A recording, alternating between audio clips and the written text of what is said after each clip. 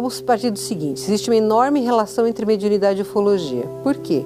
Porque somos todos espíritos, não importa se terrestres ou extraterrestres. Somos, às vezes, alma, quando estamos encarnados, e podemos estar encarnados na Terra e em outros planetas.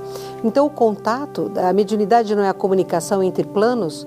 Não importa se esses planos são, os habitantes desses planos ou seres que se manifestam nesses planos são terrestres ou extraterrestres, basta que sejam espíritos, né? Eu acho que o que nós temos dois campos que são muito importantes que a gente compreenda. Primeiro, a ufologia científica crê apenas no extraterrestre físico, tridimensional. E o espiritismo, ele é muito mais afeito ao extraterrestre não encarnado.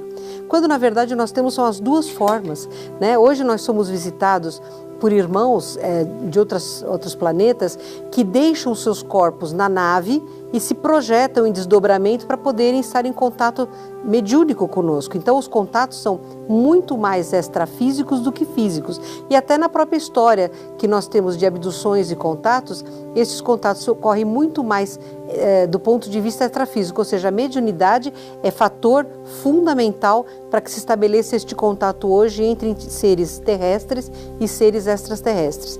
E é exatamente porque o espiritismo trabalha abertamente com a mediunidade, com as faculdades mediúnicas, né, que os extraterrestres têm tanta similaridade ou tanta afinidade por pessoas que militam em centros espíritas ou têm a filosofia espírita. É o horizonte mais expandido, a doutrina libertária e o desenvolvimento mediúnico, que são as três ferramentas que hoje eles estão usando para o contato.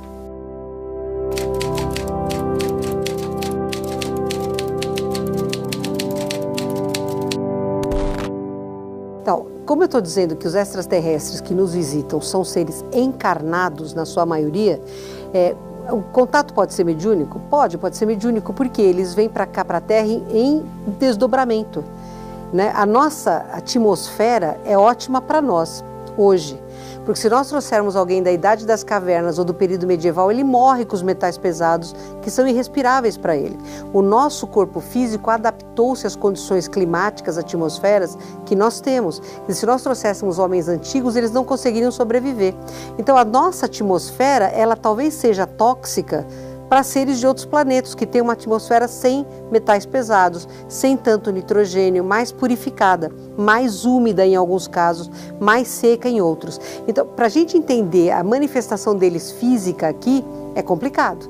Por isso que eles vêm em projeção astral. Ainda que a psicosfera planetária seja difícil para seres de mais evolução, como é para os espíritos de luz mais evoluídos da Terra se manifestarem aqui na crosta, eles conseguem, né? Vamos olhar lá atrás, né? Que a gente fala dos seres da antiguidade, dos egípcios, dos persas, dos hindus, eles não faziam os deuses com trombas, com focinhos? Será que não eram máscaras de trajes espaciais para esses seres poderem respirar? Não é? A gente não pode pensar assim.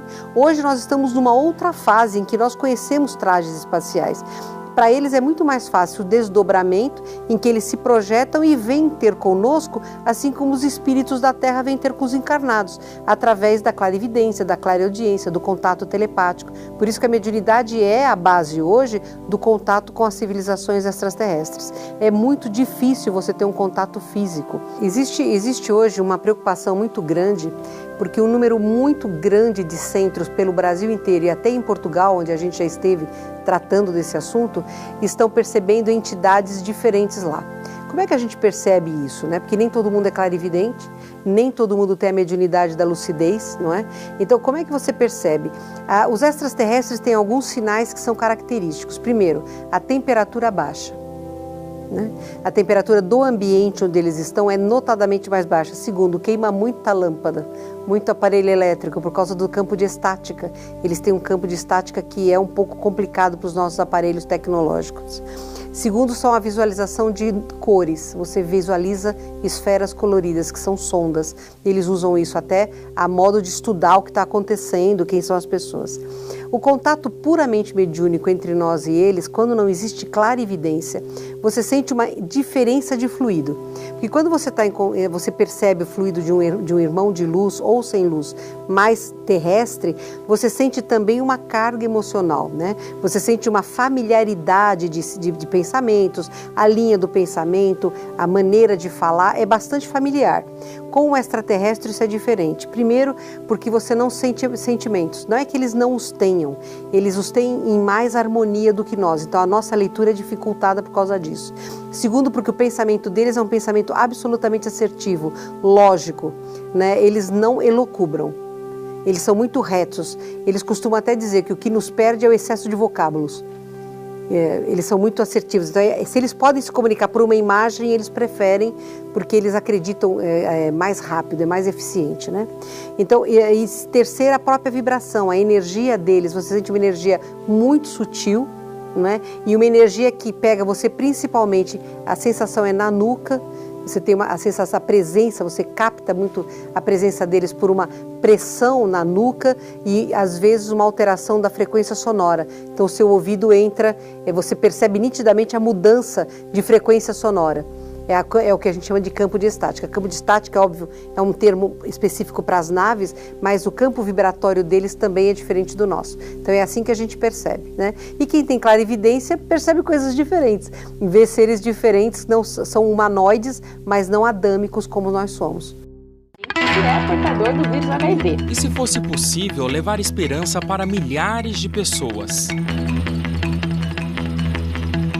Juntos, nós podemos.